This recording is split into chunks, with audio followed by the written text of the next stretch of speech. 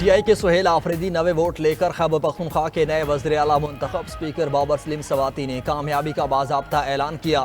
سہیل آفریدی کے حامیوں کے ایوان میں نعرے اور مبارکباد۔ نو منتخب وزیر اعلیٰ کا اپنے افتتاحی خطاب میں کہنا تھا کہ میں سب سے پہلے پاکستانی اور پھر پختون ہوں۔ میرا بھائی، والد، چچا اور نہ ہی دادا سیاست میں ہیں۔ Khyber Pakhtunkhwa P T I کا ہے اور اسی کا رہے گا۔ جس دن لیڈر نے کہا کرسی کو چھوڑ دو، چھوڑ دوں گا۔ میرا قائد پوری دنیا کا من پسند لیڈر ہے۔ متحد ہو کر ملک سے سیاسی تقسیم، فرقہ واریت اور نفرت کو ختم ہوگا۔ ملک سے امیر اور غریب کے فرق کو ختم کرنا ہوگا۔ علی امین نے دوبارہ استعفیٰ دیا لیکن گورنر نے اعتراض لگا دیا۔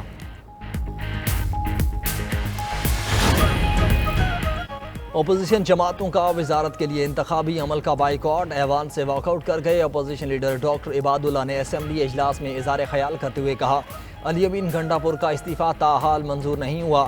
ایک وزیر اعلیٰ کے ہوتے ہوئے دوسرے وزیر اعلیٰ کا انتخاب نہیں ہو سکتا۔ گورنر نے علی امین گھنٹا پور کو بلایا ہے تاکہ جو ابہام ہے وہ دور ہو جائے۔ ہمارے دوستوں کو اتنی کیا جلدی ہے؟ ان کے پاس نمبرز پورے ہیں تو کیوں اس معاملے کو متنازع بنا رہے ہیں؟ یہ عمل غیر قانونی ہے، ہم اس غیر قانونی عمل کا حصہ نہیں بنیں گے۔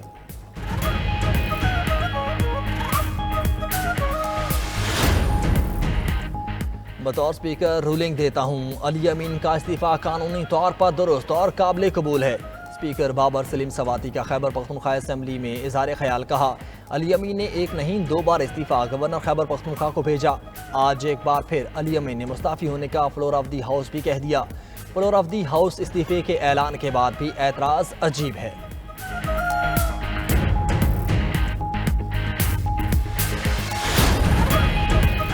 مستعفی ہو چکا ہوں، جمہوری عمل کو مذاق نہ بنائیں۔ علی امین گھنٹا پور کا خیبر پختونخوا اسمبلی اجلاس میں خطاب کہا، فسطائیت کے خلاف جنگ میں سرخرو ہوں گے۔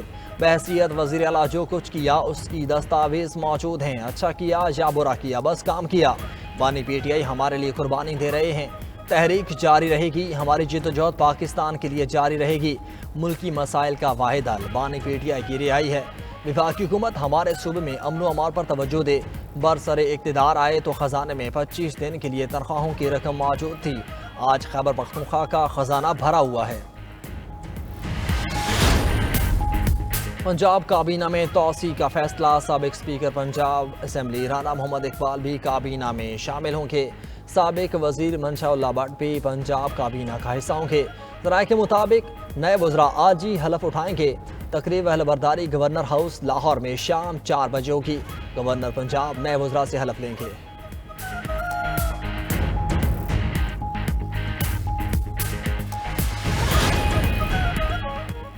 حماس اور اسرائیل کے درمیان جرحمالیوں اور قیدیوں کا تبادلہ۔ حماس نے پہلے مرحلے میں 7 اسرائیلی جرحمالی ریڈ کراس کے حوالے کر دیے۔ امن معاہدے کے تحت 20 اسرائیلی جرحمالیوں کی رہائی ہوگی۔ حماس نے رہائی پانے والے 20 اسرائیلی جرحمالیوں کی فہرست جاری کر دی۔ ادھر فلسطینی قیدی جیلوں سے بسوں میں سوار ہونے لگے۔ 20 اسرائیلیوں کے بدلے 2000 فلسطینی قیدی رہا کیے جائیں گے۔ رہائی پانے والے فلسطینی قیدیوں کے اہل خانہ خوش سے نحال۔ تل ابیب میں اسرائیلی جرحمالیوں کی رہائی پر اہل خانہ خوش۔ رہائی کی لائیو کوریج دیکھی، جذباتی مناظر۔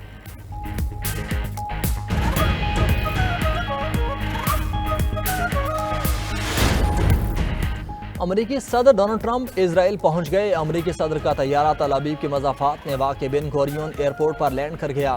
اسرائیلی پارلیمنٹ میں خطاب بھی کریں گے۔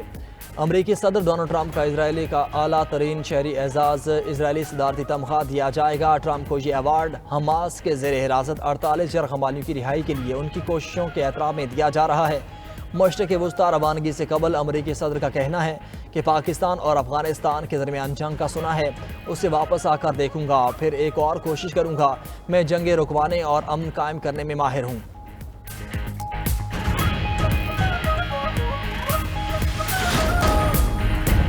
پاکستان اور افغانستان کے درمیان جنگ کا سنا ہے، اسے واپس آ کر دیکھوں گا، پھر ایک اور کوشش کروں گا۔ میں جنگیں رکوانے اور امن قائم کرنے میں ماہر ہوں۔ پاک افغان جنگ پر امریکی صدر ڈونلڈ ٹرمپ کا بھی رد عمل آ گیا۔ دورہ مشرق وسطیٰ پر روانگی سے قبل میڈیا سے گفتگو میں پاک بھارت جنگ رکوانے کا بھی تذکرہ کہا۔ پاکستان اور بھارت کی جنگ ٹیرف کی مد سے رکی تھی۔ یہ ان کے لیے اعزاز کی بات ہے کہ لاکھوں جانیں بچائیں۔ نوبل انعام پر گفتگو میں امریکی صدر نے کہا کہ یہ انعام 2024 کے لیے مختص تھا۔ ان کا مقصد انعام حاصل کرنا نہیں بلکہ لوگوں کی زندگیاں بچانا ہے۔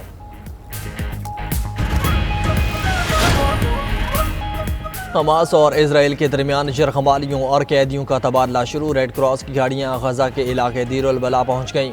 قیدی جیلوں سے بسوں میں سوار ہو رہے تھے۔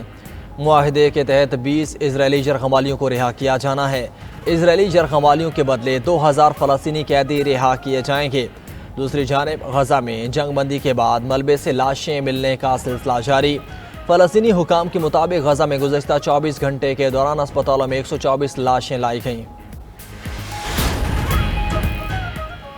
پاک فوج نے افغان طالبان اور فتنہ الخوارج کا حملہ پسپا کر دیا۔ بلا اشتعال حملے پر بھرپور جوابی کارروائی۔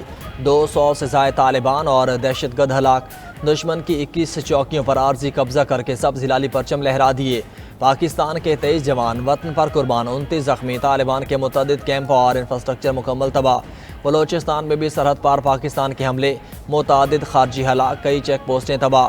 افغان طالبان لاشیں اور ہتھیار چھوڑ کر فرار۔ افغانستان کی پاکستان سے بار بار کارروائی روکنے کی درخواستیں۔ ISPR کے مطابق افغان سرزمین پر دہشت گردوں کے سپورٹ نیٹ ورکس کے خلاف بھی کارروائیاں کی گئیں۔ طالبان حکومت بھارت کے ساتھ مل کر دہشت گردوں کو سپورٹ کر رہی ہے۔ پاکستان کا افغان طالبان اور فتنہ الخوارج کی بلا جواب جارحیت پر گہری تشویش کا اظہار۔ بھارت میں موجود عبوری افغان وزیر خارجہ کے دعووں کو سختی سے مسترد کر دیا۔ افغان وزیر خارجہ کے الزامات بے بنیاد، افغانستان میں دہشت گردوں کی موجودگی سے توجہ ہٹانے کی کوشش قرار۔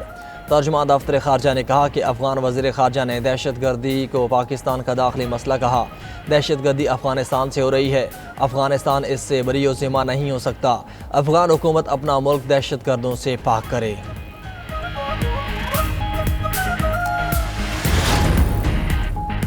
ملک بھر میں قومی انسداد پولیو مہم شروع۔ 4.54 کروڑ بچوں کو انسداد پولیو کے قطرے پلانے کا ہدف مقرر۔ وٹامن اے کی اضافی خوراک بھی دی جائے گی۔ پولیو مہم 19 اکتوبر تک جاری رہے گی۔ نیشنل EOC کا کہنا ہے کہ والدین 5 سال تک کے تمام بچوں کو انسداد پولیو کے قطرے لازمی پلوائیں۔